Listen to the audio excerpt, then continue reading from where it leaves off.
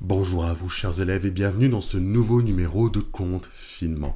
Conte Finement, c'est un petit format de vidéo pour Facebook où je vais tirer au sort quelque chose qui se trouve dans ma bibliothèque pour qu'on en discute un petit peu, que je vous donne mon ressenti, peut-être des conseils sur ce que j'ai tiré, un retour, une explication des règles peut-être.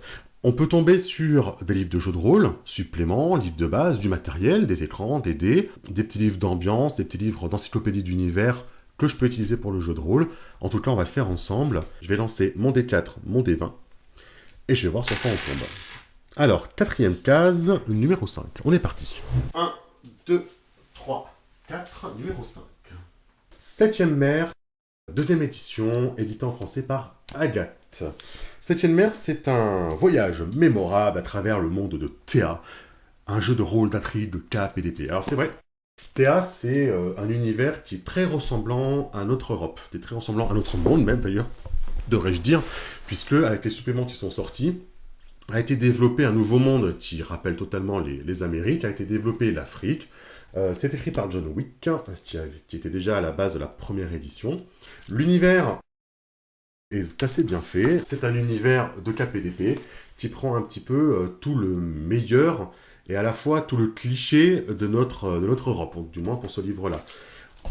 On a la montagne qui représente la France, on a la Vodace pour l'Italie, on a l'Avalon pour l'Angleterre. Chacun de ces pays, de ces nations, a une ambiance qui lui est propre, a des pouvoirs de sorcellerie qui lui sont propres et réservés, et a une façon de s'habiller, un gouvernement, voilà. Tout est très très bien décrit. On peut y faire jouer vraiment de tout, des grandes aventures de KPDP, on peut y faire jouer quelque chose de mystérieux, on peut y faire jouer de la politique, hein, bien évidemment, on peut y faire jouer un petit peu d'horreur, hein, avec l'Aizen, où suite à la Grande Guerre qui s'y est déroulée, les monstres ont été libérés. Alors, quand on vous parle de KPDP, hein. Voilà. Les personnages sont en couleur. L'histoire d'un personnage est vraiment au centre. Sa quête personnelle est vraiment au centre des intrigues que va créer le MJ. Le principe un petit peu déroutant de ce jeu, c'est que quand vous allez être face à une difficulté, vous allez d'abord tirer vos dés et ensuite utiliser vos réussites. Donc vous lancez un nombre de dés 10 et vous faites des paquets de 10. Voilà. Vous lancez autant que votre caractéristique et vos compétences. Par exemple, je suis sur un bateau qui va couler, je veux rejoindre l'autre bateau, celui qui nous a abordé pour ne pas couler avec. Comment je vais faire? Je vais utiliser telle compétence, telle caractéristique, je vais lancer mes dés, et je vais faire des paquets de 10 avec mes résultats. Et chaque paquet de 10 donne un jeton à dépenser pour soit réussir l'action, je me pends à la corde et je passe sur l'autre bateau, soit pour créer des petites ouvertures, opportunités pour les autres, et je vais en profiter pour, au passage, mettre un coup de pied à celui qui empêche mon camarade de passer, et éviter les conséquences. Les conséquences, c'est que mon bateau est en flammes, donc je vais éviter de me brûler, je vais utiliser 2 de mes jetons pour éviter 2 blessures, mettons. Voilà. C'est un petit peu particulier, ça demande pas mal de gymnastique. On adhère ou on n'adhère pas. J'ai beaucoup testé et j'ai pas extrêmement adhéré au système, c'est moins mon truc, je me suis retrouvé un petit peu perdu, mes joueurs me demandaient des choses, je savais pas trop comment réagir avec ça. C'est beaucoup plus narratif. Certains ont adoré, d'autres ont détesté. Moi, je suis un peu plus mitigé sur ça. J'ai fait jouer pas mal de one-shot, j'ai fait jouer une petite mini-campagne là-dedans. L'univers est top, il m'a séduit, j'adore le KPDP, il y a du duel, ça parle dans tous les sens, c'est très cinématographique. Mais le système de 7v2, personnellement, m'a pas touché. J'ai l'impression que c'est un système qui a un petit peu grand écart. C'est polarisant, voilà. Voilà pour ce petit conte finement d'aujourd'hui. N'hésitez pas dans les commentaires à peut-être à faire la même chose, à lancer les dés, chercher au hasard quelque chose dans vos bibliothèques, sortez-le, présentez-le en audio, en vidéo, en écrit dans les commentaires, vous nous postez ça. Et avec grand plaisir, on suivra ça. À ciao, à demain. Bonjour à vous chers élèves et bienvenue dans ce deuxième épisode de Conte Finement. Je vous rappelle un petit peu le principe, je vais lancer mes dés et aller chercher de façon aléatoire quelque chose dans ma bibliothèque en rapport avec le jeu de rôle de près ou de loin et je vous en parle, je vous en fais un petit topo en moins de 5 minutes. J'ai mon D4, j'ai mon D20. Allez, case numéro 1, 15e matériel, c'est parti. 14, 15. Ah, ouch. On n'a pas eu le plus simple. Les lames du cardinal, la boîte arcane. Les Lames du Cardinal, c'est un univers écrit par Pierre Pével. Bougez pas, ça va durer plus que 5 minutes ce truc. Les Lames du Cardinal, par Pierre Pével. L'édition 10e anniversaire, magnifique. J'en profite, hein, je vous la montre. Ça sent bon le livre qu'on n'a même pas lu parce que du coup on a peur de l'abîmer. C'est du Alexandre Dumas, version fantastique. En quelques mots rapidement, les dragons existent depuis les temps anciens. Aujourd'hui ils sont sous forme humaine, ils ont perdu de leur puissance, de leur pouvoir, et sous forme humaine, ils mènent des complots politiques pour conquérir le trône de France. Les Lames du Cardinal est un ordre secret. Ce sont un petit peu les James Bond de 1632. C'est en 3 tomes. Qui sont disponibles soit en tome individuel, soit en tome relié. Alors celui-ci est une édition spéciale. Je le remontre, hein, parce que c'est le mien et je l'aime. C'est le jeu qui m'a relancé dans le MJtage de jeu de rôle il y a de ça 4 ans. Il y a ça 4 ans déjà. On a un écran. Donc, voilà, l'écran. Je te montre rapidement parce que si vous n'avez pas lu le livre, c'est quand même un spoil sur le livre. Donc je vous montre rapidement. Comment ça marche? Vous avez 4 couleurs. La griffe de dragon, l'écaille de dragon, le sang de dragon et le souffle de dragon. Ça correspond à pique, trèfle, cœur et carreau, hein, tout simplement. Quand vous allez faire un test, alors vous allez regarder votre fiche de personnage, hop, qui est là. Quand vous allez faire un test, vos caractères qui sont là sont liés à une couleur. Quand vous allez faire un jet, vous allez regarder déjà combien de cartes vous tirez. Alors mettons, je vais faire un jet de, je sais pas, un jet de bagarre. Bagarre est lié à la griffe, d'accord? Donc, j'ai 4 en bagarre, je vais tirer 4 cartes dans mon paquet. Comme ma griffe est noire, toutes les cartes noires seront des réussites, n'importe lesquelles, que ce soit du souffle ou que ce soit de la griffe, toutes mes cartes noires seront une réussite, toutes mes cartes rouges seront un échec, car ma compétence est liée à la griffe qui est noire. Si jamais je tire une figure qui est exactement de griffe, du coup, ça compte pour 2 réussites au lieu d'une. En escrime, vous allez avoir une main d'escrime. D'accord, mettons j'ai 6 en escrime, je vais tirer 6 cartes. Toutes les cartes noires sont des attaques. Toutes les cartes rouges sont des défenses. Le MJ, lui, ne tire pas de cartes. Lui, il a un score. J'ai 2 d'attaque, 1 de défense. Je peux attaquer 2 fois ma lame et me défendre 1 fois de son attaque. Alors évidemment, on le surjoue.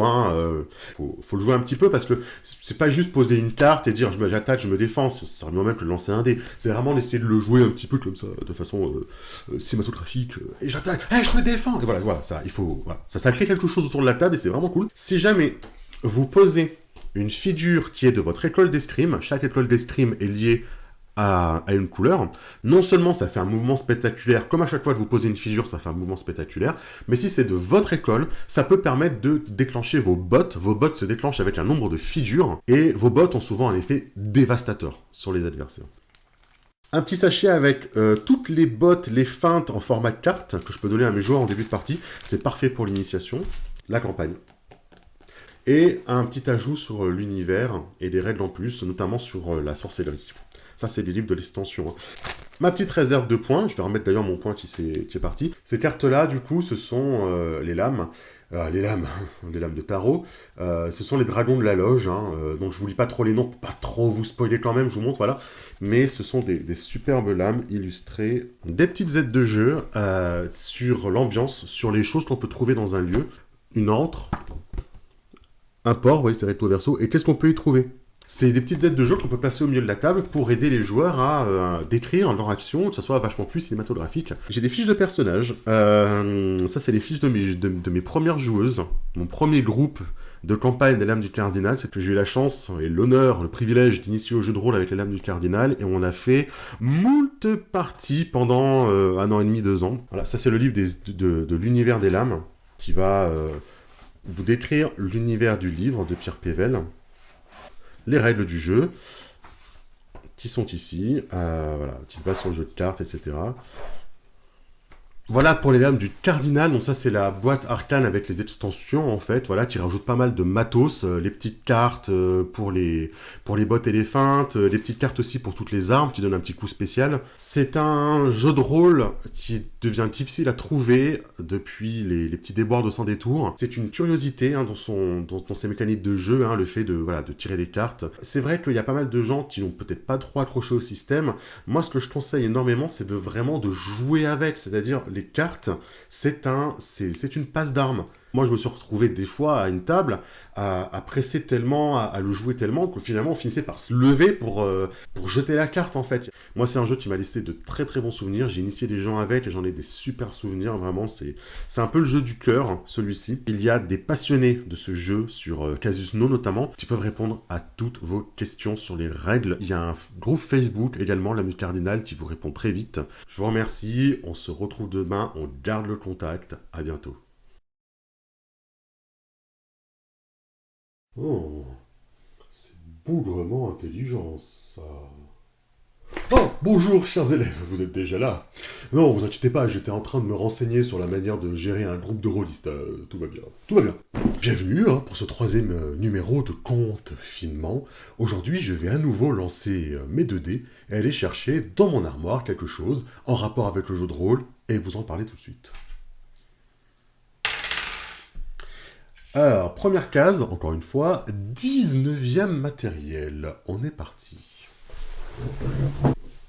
On va faire un peu de tapping ASMR.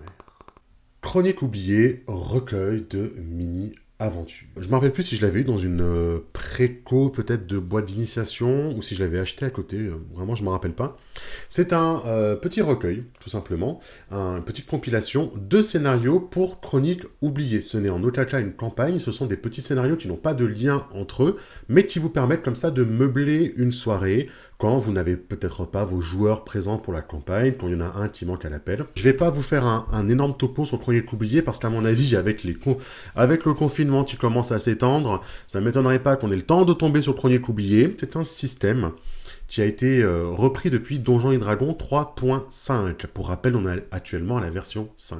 La version 3.5 est tombée en OGL, ça veut dire que n'importe quel éditeur peut s'en saisir et produire du contenu avec, du coup, ce système de base. Black Book Edition, il y a de cela maintenant de nombreuses années, a du coup repris ce système 3.5, comme a pu le faire Pathfinder par exemple, et a commencé à produire son système dérivé de Donjons et Dragons 3.5, puis son univers, Chronique oubliée Fantasy, qui est ici, avec des scénarios, des campagnes, pas mal de retours dans leur magazine Casus Belli. On aura l'occasion d'en reparler, à mon avis, de Casus Belli. Et au fur et à mesure de leur développement, ils ont commencé à étendre cette licence à autre chose que de la fantasy. Ils ont fait du western, ils ont fait du galactique, du contemporain, du Cthulhu, de l'espionnage, du mort-vivant, du super-héros, voilà. Il commence à y avoir du Chronique oublié pour tous les goûts. C'est bien développé, soit dans une gamme à côté, soit dans le numéro de Casus Belli. C'est très intéressant, c'est un système qui est excellent pour de l'initiation et pour des campagnes assez courtes. Ici, on se retrouve donc avec un recueil de mini-aventures. Ce sont des aventures, il y en a 16, je crois, de mémoire. Ça commence au niveau 1 et ça finit avec des niveaux 14 quand même, donc ça permet vraiment de meubler des soirées pour des personnages de tout niveau. Chronique oubliée oblige, ou du moins signature Chronique oubliée, c'est vraiment fait pour accompagner le MJ de long en large et en travers. Vous voyez qu'il y a des plans. Il y a la petite note de début de partie avec le synopsis, les petits conseils qu'il peut y avoir. La petite note, la petite gradation, vous voyez là avec les étoiles. Est-ce que vous voulez plus d'action? Est-ce que vous voulez plus d'ambiance? Voilà. Et selon la soirée que vous souhaitez faire à votre table, vous allez vous diriger vers le scénario qui vous intéresse. Si vos joueurs sortent d'un gros moment enquête et qu'ils ont envie de se défouler ce soir, vous allez prendre un scénario où il y a beaucoup d'action et c'est parti. La présentation est excellente, je trouve, pour du prêt à jouer. C'est vraiment du prêt à jouer, il n'y a pas d'autre mot. Toutes les caractéristiques sont données dans le livre. Deuxième chose très intéressante, il y a les petites cases blanches là, qui sont du prêt à lire pour le MJ. Et ça, mais ça fait gagner un temps fou, et ça évite de devoir vraiment s'approprier et digérer le scénario bien en avance. Vous le lisez une fois avant, et ensuite, vous vous basez sur ces petits renvois qui sont là. C'est les petits textes à lire, d'ambiance pour vos joueurs. Ça permet au MJ de se libérer de cette charge et peut-être aussi de lui donner quelques idées de mise en scène. Vous le prenez pas, mais c'est vraiment très très bien pensé. On a donc 16 scénarios qui sont tous assez différents, mine de rien. Et je pense que c'est vraiment le but de ce recueil, ça a été là un petit peu la consigne qui a dû être donnée aux auteurs, c'est essayer de ne pas nous faire plusieurs fois la même tambouille. Il y a des orques, il y a des elfes, il y a des chats, il y a vraiment de tout. Les scénarios sont finalement assez courts, ce qui fait que c'est vraiment parfait pour une soirée 3 heures, 4 heures, comme ça, sur le pouce. Plus on avance, plus c'est pour des joueurs de haut niveau. Là, vous voyez, par exemple, ce scénario-là, c'est pour du niveau 10, quand même. Alors, on a quand même du grand nom, hein, qui a participé à cela. Tristan Lhomme, je sais qu'il y a aussi Laurent Bernasconi, il y a Mathilde Chatham, et je crois même qu'il y a Romain D'Huissier également, tête brûlée, je vois, voilà. Julien Dutel, hein, Monsieur Roll'n'Play. Je vais recommander le recueil vraiment pour les MJ qui sont pas forcément à l'aise avec l'improvisation. Ça permet de donner des pistes pour des scénarios à adapter dans d'autres jeux de rôle, et la structure de ce livre fait qu'il est très très bien fait pour des MJ qui vont le prendre sur le pouce. Ils le lisent, ils le font jouer tel quel, les caractéristiques sont dedans, les descriptions des lieux sont dedans, il y a des plans, voilà. Il y a tout ce qu'il faut pour jouer sur l'instant et passer une bonne soirée, voilà, comme ça, de 3 à 4 heures avec vos amis. Écoutez, chers élèves, on se revoit demain. On se fait des bisous par webcam. Prenez soin de vous et à demain. Ouais. C'est vraiment pas simple, hein, les jets de Polaris. Chers élèves, bonjour et bienvenue dans ce nouveau numéro de Conte Filmant. Vous connaissez le principe, je vais lancer 2 dés et aller chercher quelque chose au hasard dans ma bibliothèque de jeux de rôle. Si je ne perds pas tous mes dés avant de les lancer. Case numéro 2, 8e matériel. Pourquoi je me suis imposé un moins de 5 minutes? Le joyau de Yavin, une aventure pour Star Wars FFG aux confins de l'Empire.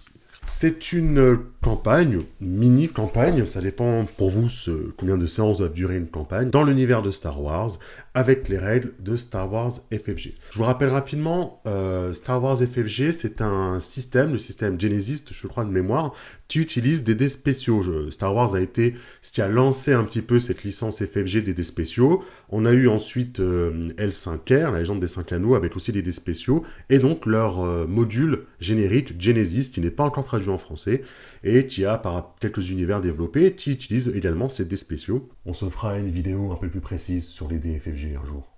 Et le principe, c'est que vous allez lancer un nombre de dés verts et jaunes, qui sont, entre guillemets, les dés positifs. Hein. Plus vous avez une compétence développée, plus vous aurez de dés jaunes.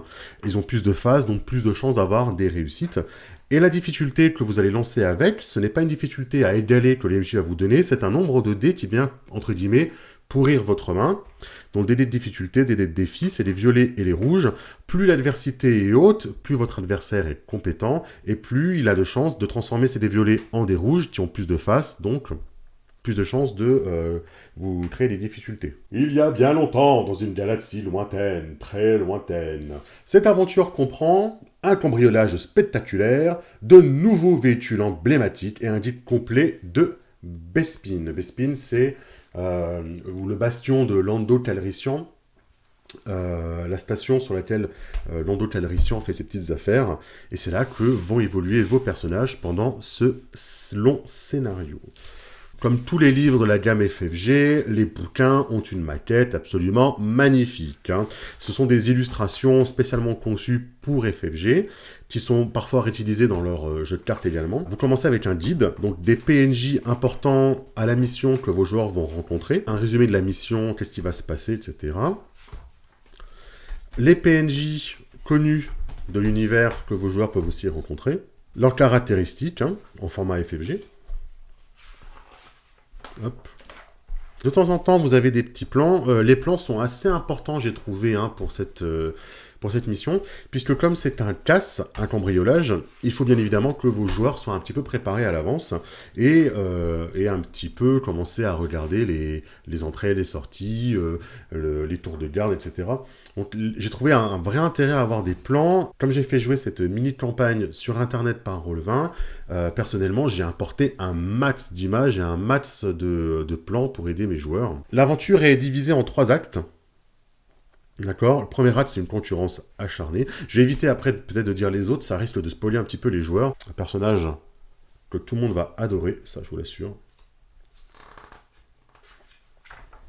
Hop, je fais défiler un petit peu vite, voilà. Il y a pas mal de, comment dire, de petites choses annexes. C'est pas un scénario clé en main, comme on pourrait le penser hein, d'un module d'aventure, parce qu'il y a plein de choses à faire. À la base, c'est un casse, et puis, ça devient par enchaînement de situations, plein d'autres trucs. Il y a de la négociation, il y a de la menace, beaucoup de PNJ que vos personnages vont rencontrer pour pouvoir les aider, avec qui ils vont contracter des dettes, par exemple, ou avoir des petits services à rendre ensuite.